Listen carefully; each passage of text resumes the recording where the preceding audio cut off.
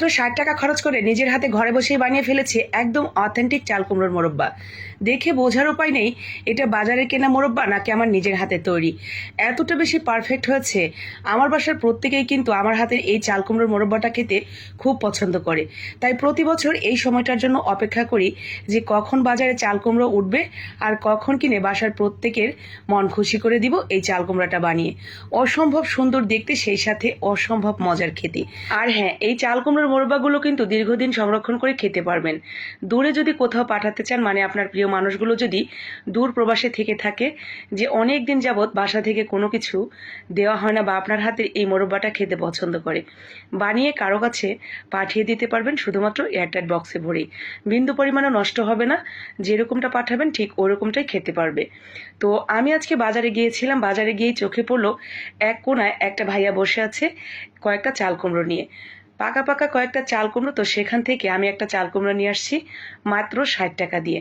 তো ৬০ টাকার এই চাল কুমড়োটা দিয়ে যতগুলো মোরব্বা আমি বানাবো, সেটা দোকান থেকে মানে বাজার থেকে যদি কিনতে যাই আমার মিনিমাম ১,০০০ টাকা লাগবে। তো ১,০০০ টাকার মোরব্বা আমি মাত্র ৬০ টাকা আর সামান্য কিছু টাকার চিনি দিয়ে বানিয়ে ফেলতে পারবো ঘরে বসেই, সেটা আবার একেবারে অথেন্টিক উপায়ে, নিজের হাতে ভালোবাসা এবং যত্ন দিয়ে।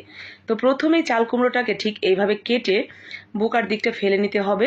মাঝখানে যে বীজের অংশটা আছে সেই নরম নরম অংশের কোনোটুকু জানি না থাকে, আর এই দিকের একটুও জানি সবুজ অংশ না থাকে, ঠিক সেইভাবে কেটে নিয়েছি। কেটে ধোয়া টোয়ার দরকার নেই, সরাসরি আমরা এটাকে কেচিয়ে নেব।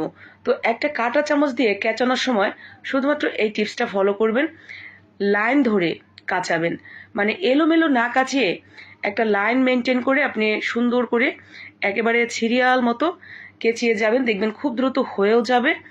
আর এইভাবে লাইন ধরে যদি আপনি কেচে নেন তাহলে ছিঁড়ে যাবে না, কারণ একটা জায়গায় দুইবার লাগতেছে না বা এলোমেলো হয়ে লেগে ছিঁড়ে যাওয়ার সম্ভাবনা নেই।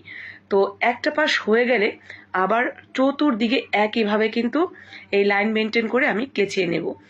এক কথায় এই চাল কুমড়োটার মানে সামনে পেছনে এই দুই দিকে যে ছোট ছোট কর্নারগুলো আছে, মানে চারদিকে, সেগুলো পর্যন্ত কিন্তু এই কাঁটা চামচ দিয়ে খুব সুন্দর করে কেচিয়ে নিতে হবে। তো ঠিক এইভাবে চতুর্দিকে আমি কেচিয়ে নিয়েছি, দেখেন সব জায়গায় কেচানো হবে কিন্তু ছিঁড়ে যাবে না, জয়েন্ট লেগে থাকবে। তো ঠিক এরকম চাপ দিলে একটু পানি পানি হবে, আবার জয়েন্টও আছে, ছিঁড়েও যায়নি। ঠিক এই পর্যায়ে এগুলোকে কি করব, এখন আমরা এগুলোকে চুন পানিতে ভিজিয়ে রাখবো। একদম ফ্রেশ কিছুটা পানি নিয়েছি, যতটা পানির মধ্যে দিলে সবগুলো ডুবে থাকবে।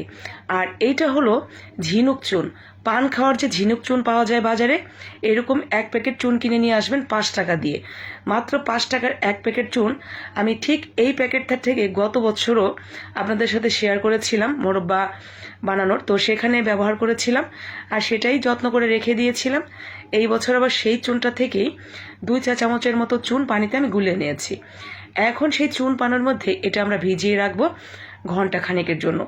১ ঘন্টার মধ্যেই কিন্তু এই মোরব্বাগুলো এখন যে নরম হয়ে গেছে, নসনসা ভাবটা আছে, এই নসনসা ভাবটা একদম শক্ত হয়ে যাবে, মানে একদম প্রথমে যেরকম ছিল ঠিক ওরকম শক্ত লোহার মতো হয়ে যাবে।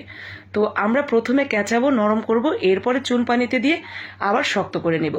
দেখতেই পাচ্ছেন কতটা শক্ত হয়ে গেছে, এখন আর হাতটা ডাবছে না। তো ১ ঘন্টা কমপক্ষে, ঊর্ধ্বে আপনি ২-৩ ঘন্টাও ভিজিয়ে রাখতে পারেন চুন পানিতে, কোনো সমস্যা নেই।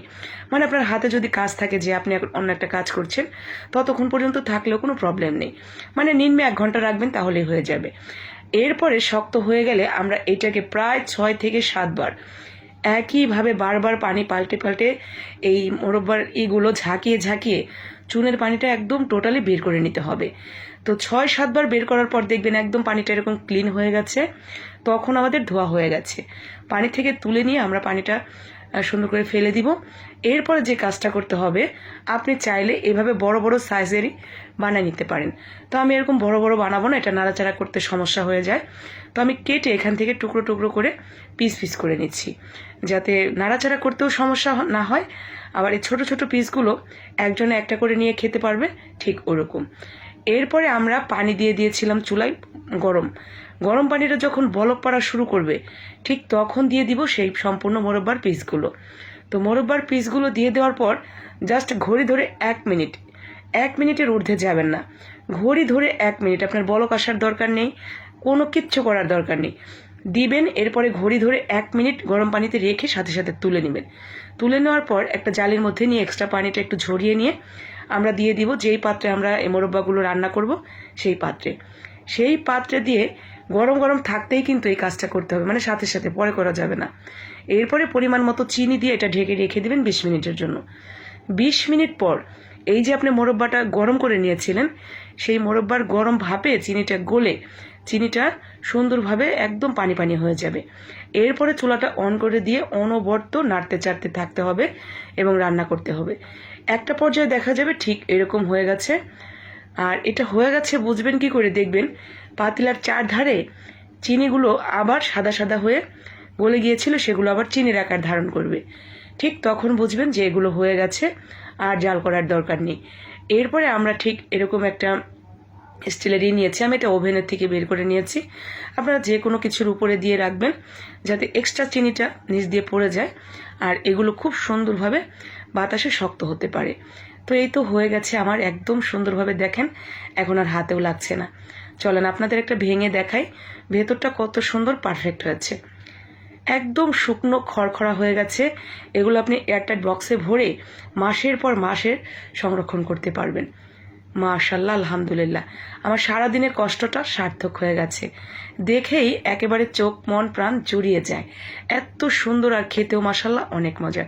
তো দেখলেন তো কত সহজে হয়ে গেল, আপনিও বানিয়ে নেবেন।